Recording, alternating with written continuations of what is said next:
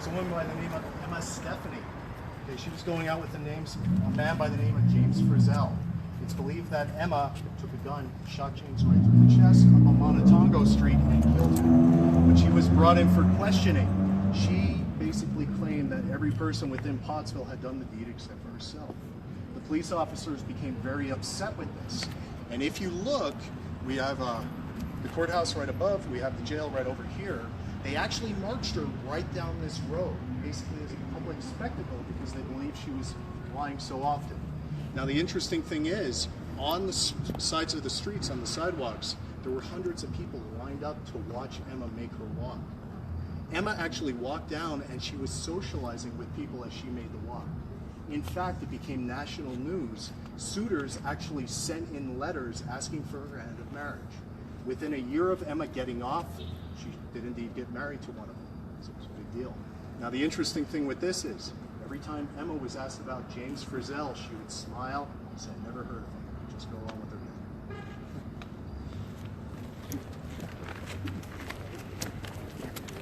Yeah.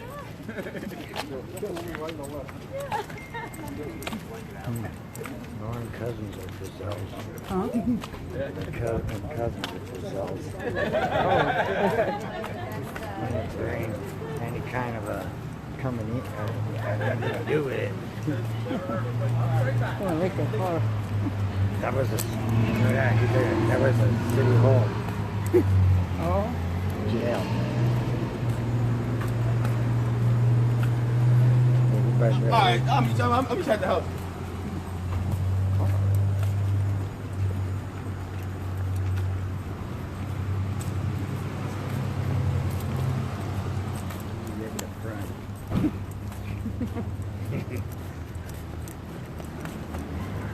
Everybody's getting lazy, but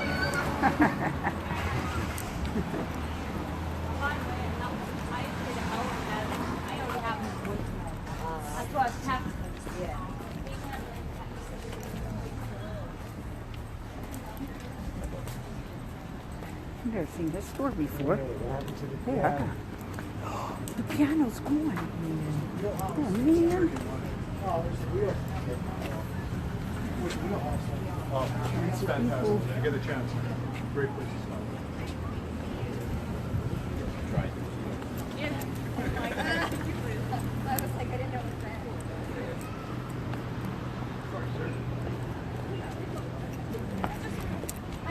Okay, look. Wait a second. Romans. we deliver. I guess they do, don't they? They have trucks. What the heck? And when it's time you call them, you them say you make it neat. So we got to hold it down here and sit there and right? Yeah, you like to walk. Put your own face on that one too. Leave my face alone. Put your face on. Leave my face alone. I'm not Keep away from me. My phone. Your face, my phone.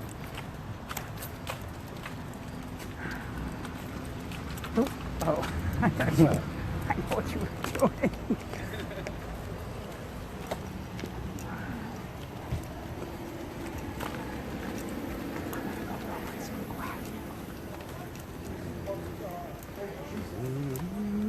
Ooh, it's sore. What would you do if you on this truck? They were not picked up by your place. And then finally you wonder why you see all them things. What do they call them? Orbs.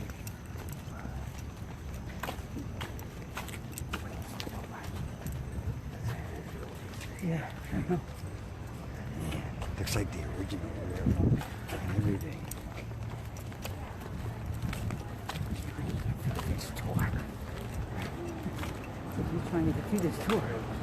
I don't know, this ain't easy. Right up where it's Ooh, I can't breathe.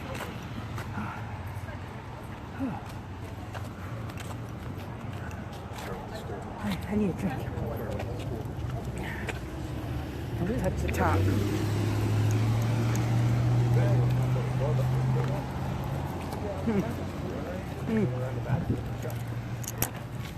That helps with breathing.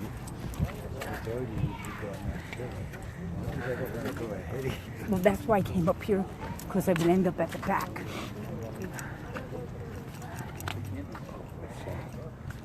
This is a historical building. Yeah. That's the back of it. All right. I need a drink. Don't put your hands all over the valve. Hold it. I told her, I saw her. She made it. That's gymnastics. Bob went to school with her.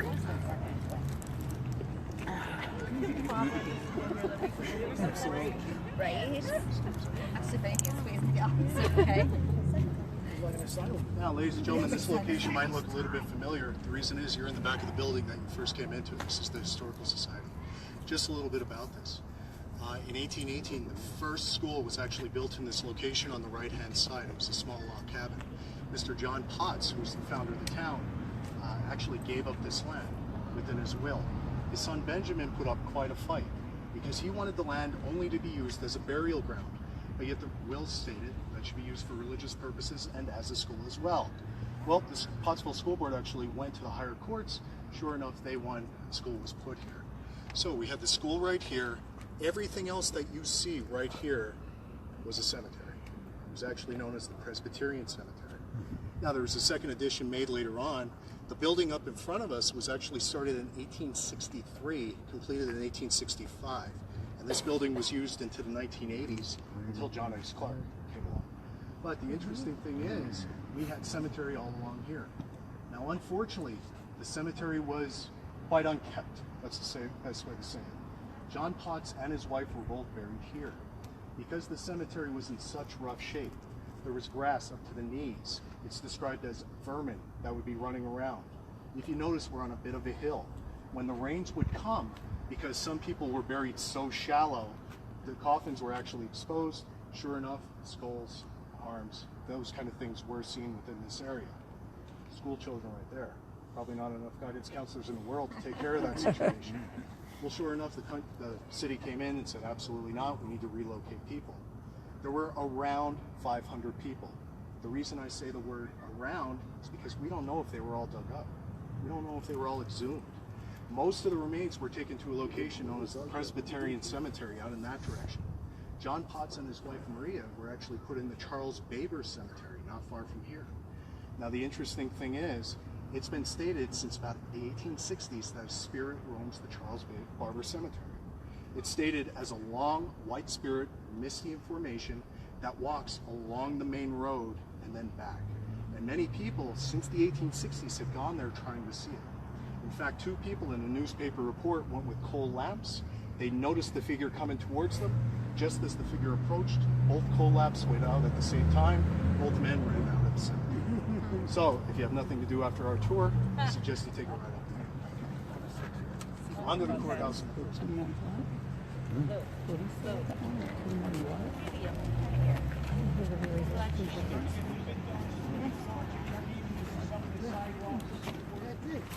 1980, they changed it to John.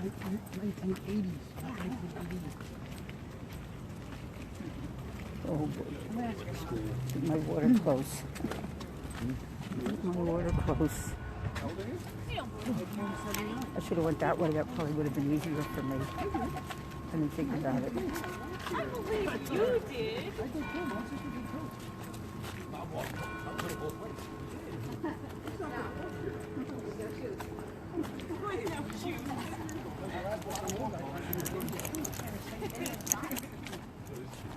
Yeah, probably what?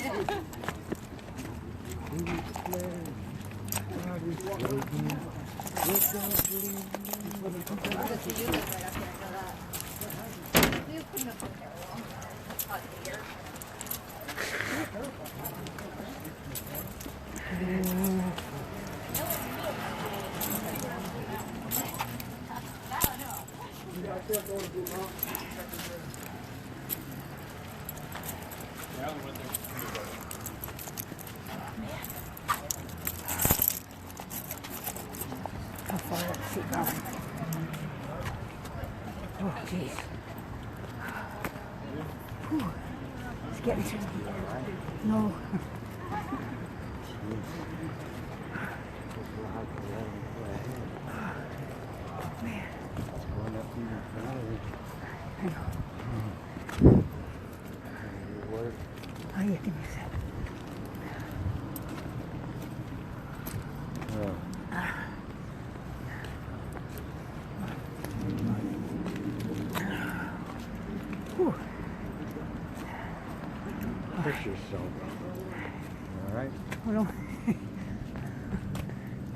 big hit. That's Push why. you. That's why I went from the front, because I knew I would end up in the back. I'll take some weight off of you. I still can't breathe.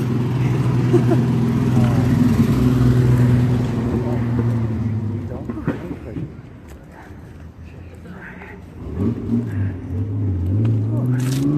Hey, look, there's 61. I'll be fine. Huh? I'll catch my breath when I get up there. Yeah, but this is even bigger than the hill up to your house, and you stop halfway. I know. We're almost there.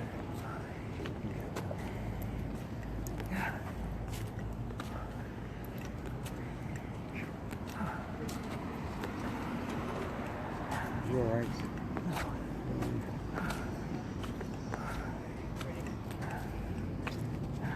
Now, you may notice a theme going on with this.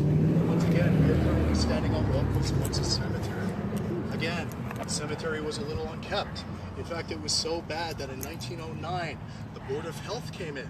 They realized that residents of Pottsville were getting ill. They traced it back to this location.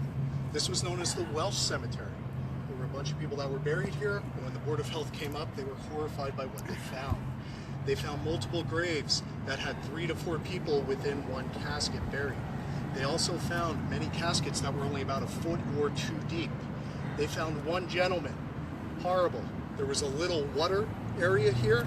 The coffin was actually put in the water area, weighed down with stones so it would sink. Well, unfortunately, it started to float back up, so they needed to add more stones. Upon seeing this, instantly they said that bodies needed to be exhumed, and they were moved to the Welsh Cemetery within town. By far the worst example.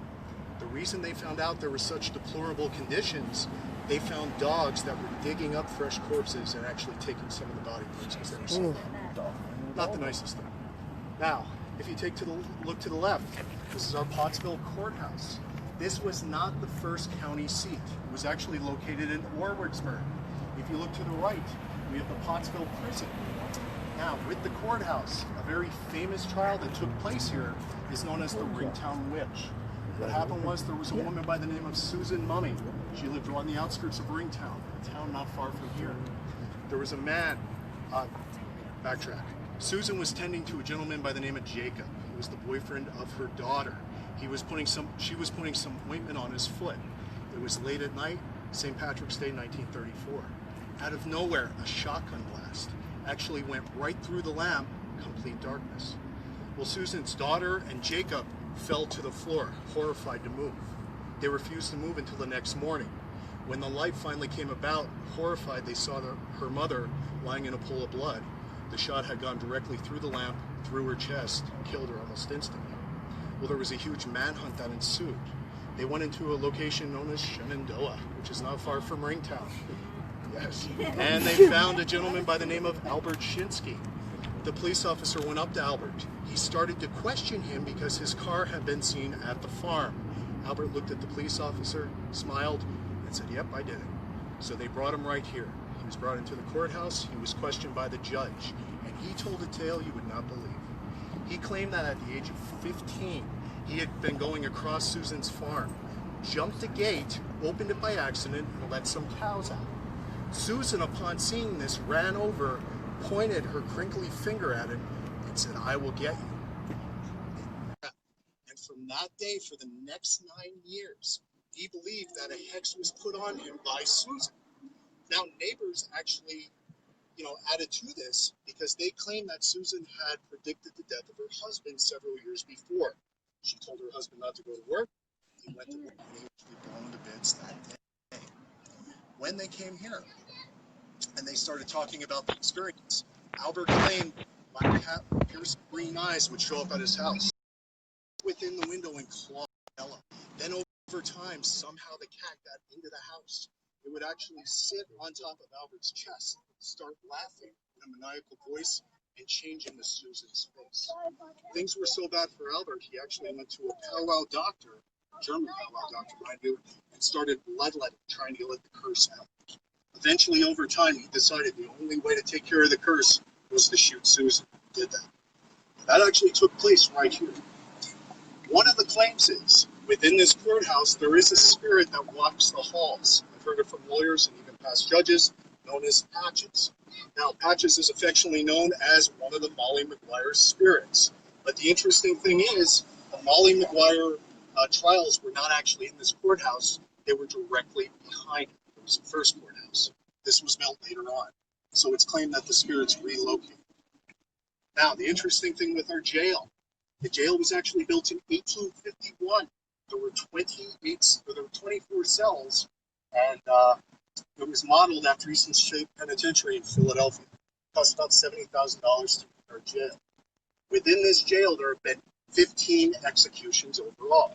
And the interesting thing is, there were 2 executions that were tried in Orangeburg that did not go too well. The first execution that was tried within this county was for the man by the name of Zimmerman. Zimmerman was found guilty of killing his daughter. And the manner in which he killed his daughter, he won't exactly get Father of the Year. What happened was she was not bringing his food to him more quickly. He took an axe, took care of his daughter. He was set to go to the gallows and be hung, but the day before, a fellow inmate took a board, beat him to death in jail. The worst thing that happened. The second one that was taking place in Orangeburg was Jimmy Riggs. Jimmy Riggs was found guilty of shooting a man in front of his wife, and he said that it was self-defense. Now, Jimmy, leading up to his execution, tried to escape. He also tried to starve himself to death, but was unsuccessful. They brought him out to the gallows, hung him up, and he hung. Might have to move over a little bit. Sorry about that.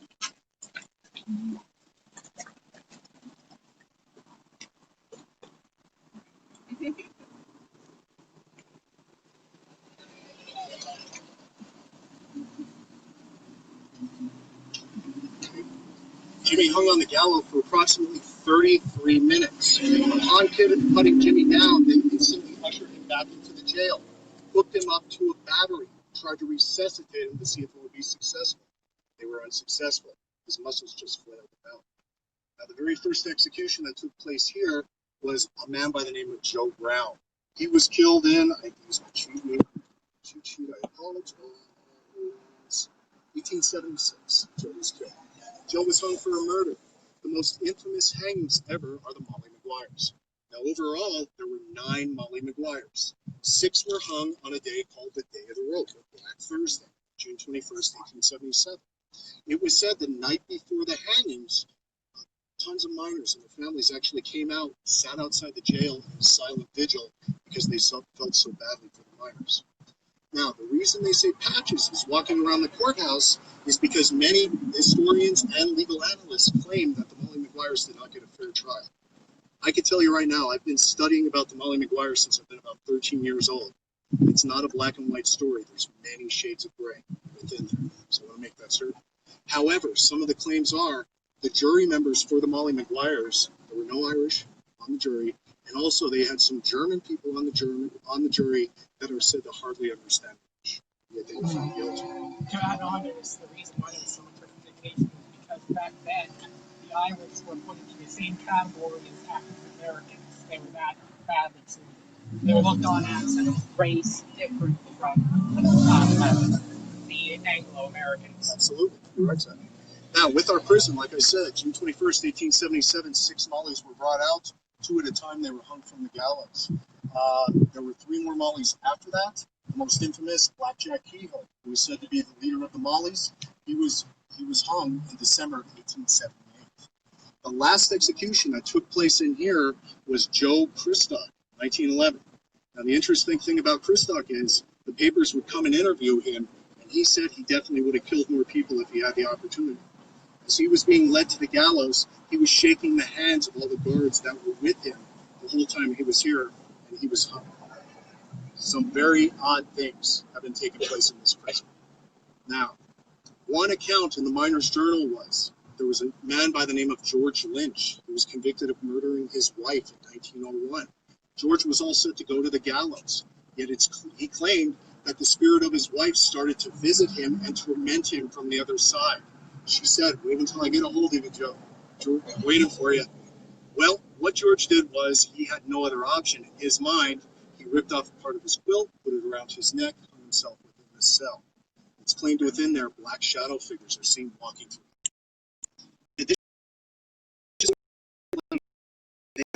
sound of gallows being let go, the trapdoors going. When they look out the windows, they'll see a silhouette of a black figure of a person hanging there. It was so bad that a series of prisoners actually signed a petition to be moved to a different location within the jail. Former prison guards have told me they go nowhere near the jail basement, because there were 6 dungeons kept within there, and they've seen some really weird things. Shadow figures going throughout, voices being said with it. Is that still operational? Yes, it is. Yeah, there's currently 270. A real quick one. If you look across the street, across 61, you'll see a series of houses. There's a location there known as North George Street. There was a kid by the name of George Simon. George Simon loved money, and his parents were all too willing to give it to George. What they would do is he would go into his mom's purse, take a couple pennies and dimes. When he was about 13 years old, he would go into bank and try to get money. When he was in high school, eventually he practically bankrupted the family. Well, George would have none of this. He needed money. So what's the next source of money? Life insurance. He went into the home one evening. His mother was crocheting, walked up behind her with a pistol, shot her in the head. Actually dragged her body upstairs to his bedroom where he had a small closet, pushed the body into the closet, poured disinfectants and preservatives over it, and then screwed it shut in hopes that Dad would not find out. His father came home that evening and asked me, "Where's your mother?" "Dad, she went to Mom." I said, "She'll be back in a few days. She's visiting relatives." His father believed him. Over the next couple nights, George would actually sneak into his parents' bedroom where his father lay, sound asleep, with an axe in hand, ready to put the axe through his head. His plan was to kill his father and then burn down the house for the insurance money.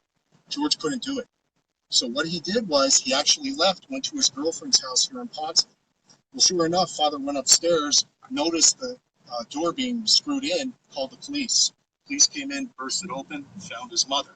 There was a huge hunt for George. They finally found him at the girlfriend's house.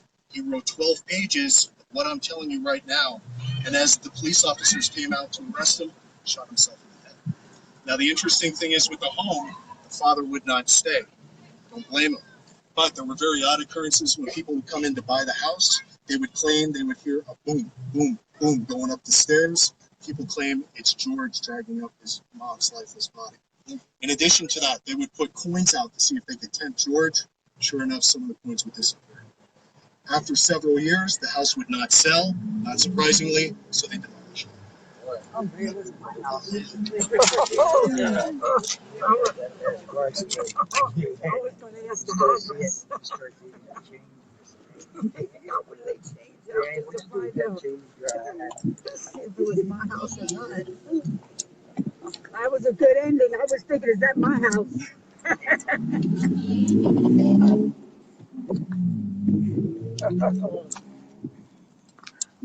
And I was picturing everything. I feel scared to run around, trust me. I feel scared to run around.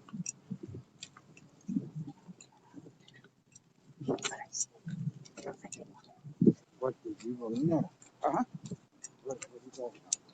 I just we did a Tuesday prison tour. We walk around there one day.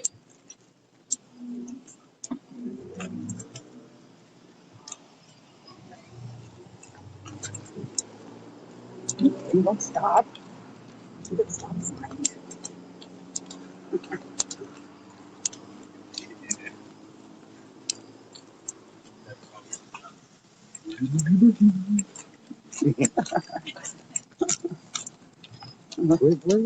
Where did I have like a Nikolai?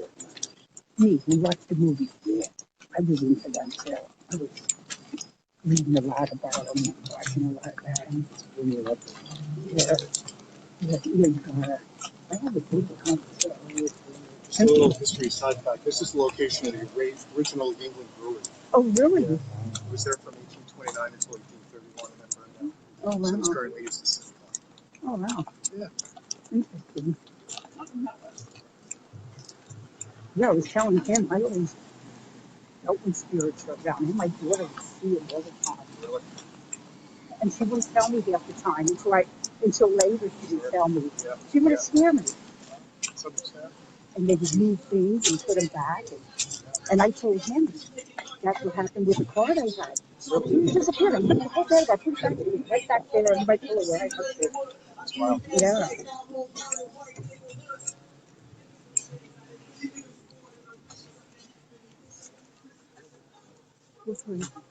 I don't know. I think it's one restaurant. Folks, if you like to go out in this area,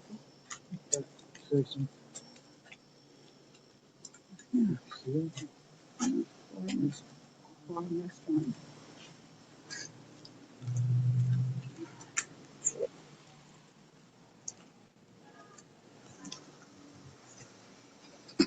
Don't fall. Yeah.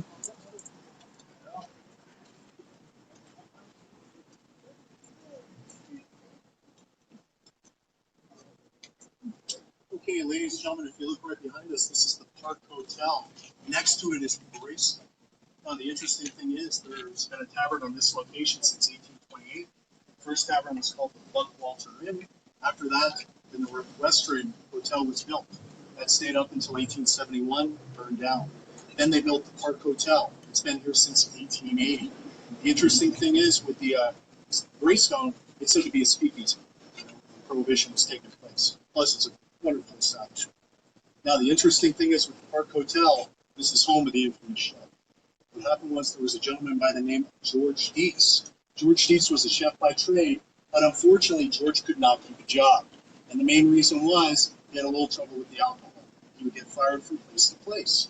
George was employed here for about 6 months, and it just seemed like a hit rock bottom.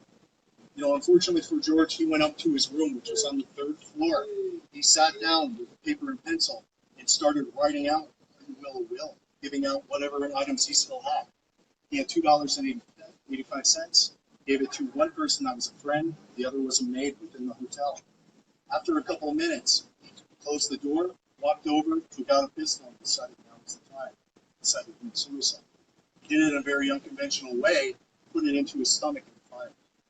Now, the waitress who was here heard the ruckus, ran up to George's room, was just about to knock, and she heard a second shot. She called the authorities, they ran up. Sure enough, they found George on the floor, lying in a pool of blood.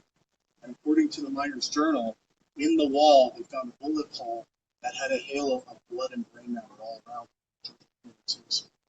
Now, it was very upsetting to everyone. They tried to find family. They finally found him in upstate New York. He was buried for a while at the Schuylkill Haven Holmes house, exhumed, brought back to his family. The chef has not left the Park Hotel. What people have noticed is they get very sad feelings with it, especially within the hotel itself. In the Greystone, patrons have said that they feel like a person sitting next to them, and when they look, no one's there. That room in particular has had a lot of weird experiences. Shadow people are said to walk around thought to be the chef. The person who actually owns it for a while, when his wife were in that room, they woke up one night and they saw a person standing there. It was also ice cold. They refused to stay in that room. So the spirit of George is still hanging out in the Park Hotel. I have a question. Yes. What kind of block is that at George Street? No, George Street? 108. 108 North George. Okay. It's just an empty lot next to it. Yeah. 108, you get a walk up there. 108, you get a walk up there. Hi, water again. Oh, yeah. Thank you so much. Oh, would you do it that way? Yeah, yeah. They were down. Huh?